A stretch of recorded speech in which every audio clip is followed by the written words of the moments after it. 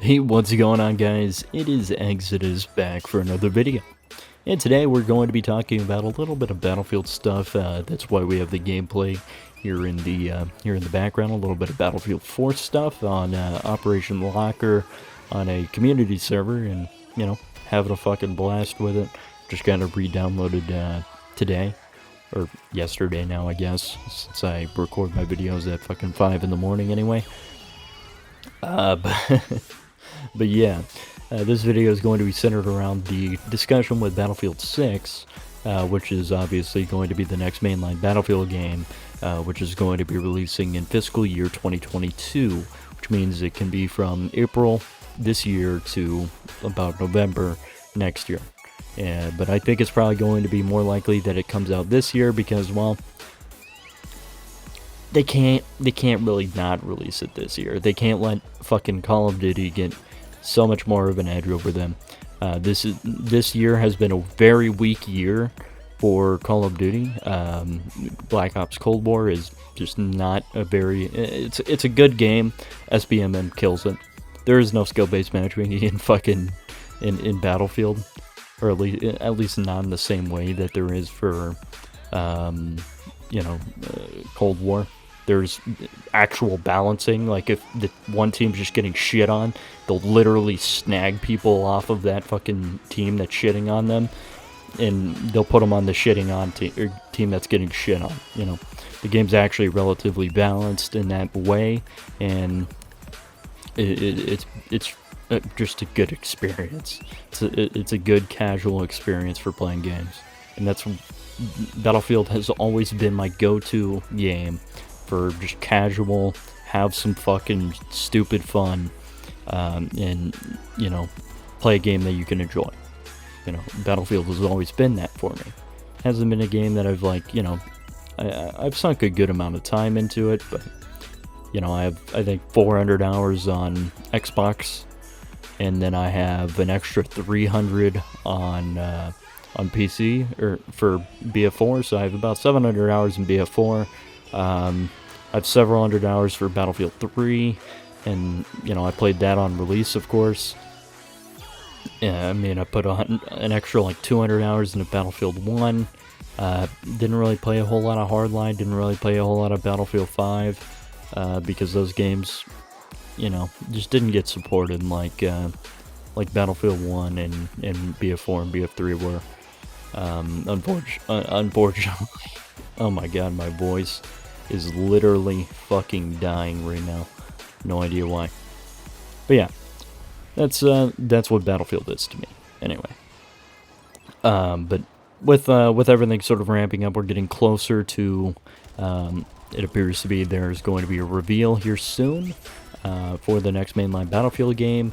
We've been getting some leaks. 128 player count, fucking maps, stuff like that. So going even bigger this year. It's been an official statement from EA, or was it EA or DICE? One of the fucking two. Never before seen scale for the Battlefield franchise. And I'm assuming that means going from 32v32 to 64v64, which is very, very cool. And one of the main things that I'm happy about is going back to modern. I like modern. I don't like sitting there in fucking 1940 on a fucking beach with a gun that has recoil out the ass and the bullets don't shoot straight. It's just not a fun experience for me. Battlefield 1 was very different though. It was very unique in the way the gunplay worked. I wasn't the biggest fan of it necessarily, but landing your shots in that game was very, very satisfying. Which something Battlefield 5, just, I don't know what it is. Game's just fucking grimy to me. Sloggy and shit. But yeah, modern era, been very big fucking plus. A lot of talk has been about, hoping it is just like BF4 2.0.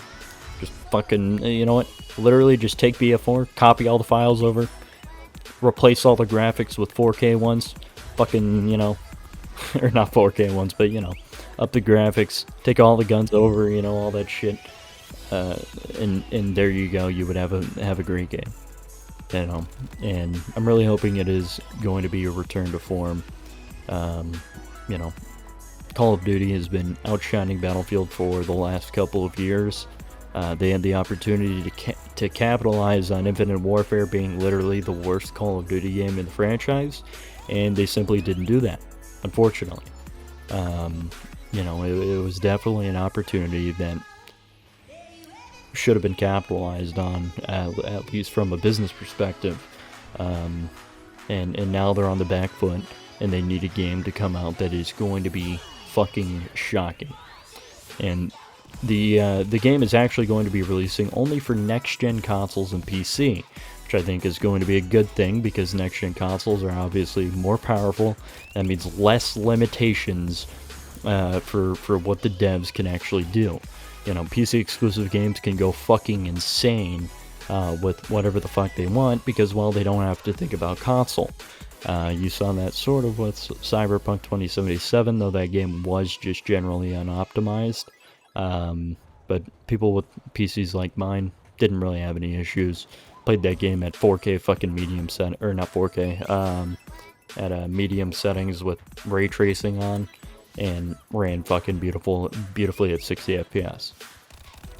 But yeah, the lack of a limitation from these older consoles that are now 6 years old, 7 years old, is a very good thing, and I think the games that we're going to have in the next few years are going to be really, really, really technically advanced. I'm hoping so anyway. It has been a complaint from a lot of PC users that consoles hold back they hold back gaming, essentially. And I think that's accurate to an extent, obviously, because, well, they're using outdated technology when they release the console, the technology is already outdated. Or it's not even, it's like lower end for the technology that is available.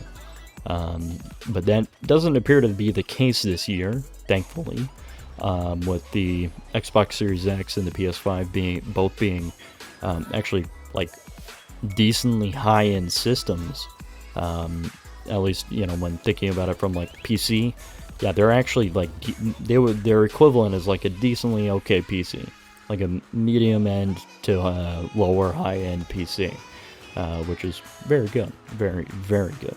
And obviously consoles can optimize a lot better, because their purpose is gaming. PCs, not the same case. So yeah, hopefully that lack of limitation allows the games to be better, and that just goes for across the board, but especially for Battlefield, because Battlefield has been untapped for the last fucking 7 years, and it is disappointing. It's frustrating, and I want my Battlefield back, because I can still sit here and play BF4 for the next few years. If they need an extra few years, I'll sit here and play BF4 for the next fucking 3 years. That's how much I love the Battlefield franchise. It was one of the first franchises that I really got into for FPS games, starting with Bad Company 2, and I've been in love with the franchise ever since. So I'm just hopeful that the game is going to be good. I want it to be pretty much exactly like BF4, and it'll be timeless, exactly in the same way BF4 is. As you can see, every time I hit tab and open up the team, 32v32, baby, in 2021, in a game that released in 2013. That's not something a bad game could do, so yeah. I don't know. That's pretty much all I have for you guys today, though. I just wanted to talk about Battlefield a little bit because, I think it's something that is going to be very interesting in the months to come, and just kind of wanted to talk about it a little bit, because Battlefield, again, one of my favorite franchises out there, and yeah. Anyway, guys, if you have any comments about it, like, have you ever played Battlefield, for instance, or what do you think about Battlefield as of late, like with the last few games? What do you want to see in the game? All of that stuff. Yeah, fucking leave it down below, comment. I'll probably respond to pretty much all of them. I do like responding to comments whenever I get them. But yeah, follow me on all my socials and Twitter. Join my Discord, obviously, and also follow me on Twitch. I've been streaming a ton. We just hit 50 followers. So we're on that road to affiliate right now, which is awesome. But yeah, thank you so much for watching, and it's been Exodus. Have a good one.